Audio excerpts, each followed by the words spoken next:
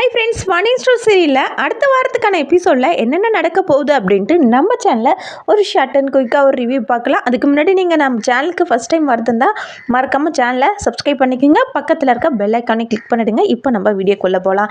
இப்போ என்னென்ன நடக்க போகுது அப்படின்னு பார்த்தீங்கன்னா, இப்போ தங்கமயிலுக்கு அடிக்கடிக்கு கடைக்கு டெய்லியுமே சரவணனுக்கும் கடைக்கும் சாப்பாடு எடுத்துகிட்டு போகிறாங்க. இதனால் கோமதிக்கு சுத்தமாக பிடிக்கவே இல்லை. டெய்லியும் எடுத்துகிட்டு போனால் கோமதி என்ன நினைப்பார் பாண்டியன்.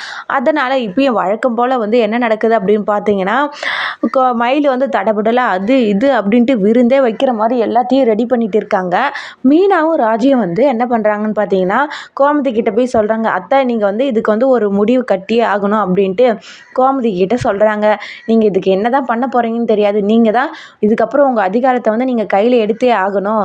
விட்டால் இது எங்கேயோ போயிடும்.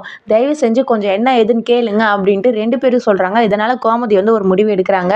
இதுக்கப்புறம் மயில் நீ இதுக்கப்புறம் சாப்பாடுலாம் எடுத்துகிட்டு போகக்கூடாது அப்படின்ட்டு கோமதி சொல்கிறாங்க. ஆனால் மயில் என்ன பண்ணுறாங்கன்னா, பாண்டியனுக்கு கால் பண்ணி கேட்குறாங்க, மாமா உங்களுக்கு சாப்பாடு எடுத்துகிட்டு வரவா அப்படின்ட்டு கேட்குறாங்க.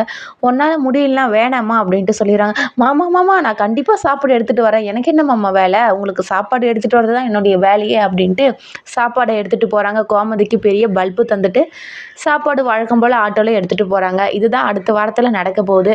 இந்த வீடியோ பிடிச்சா மறக்காமல் சேனலை சப்ஸ்கிரைப் பண்ணிக்கோங்க. தேங்க்யூ ஃபார் வாட்சிங் ஃப்ரெண்ட்ஸ்.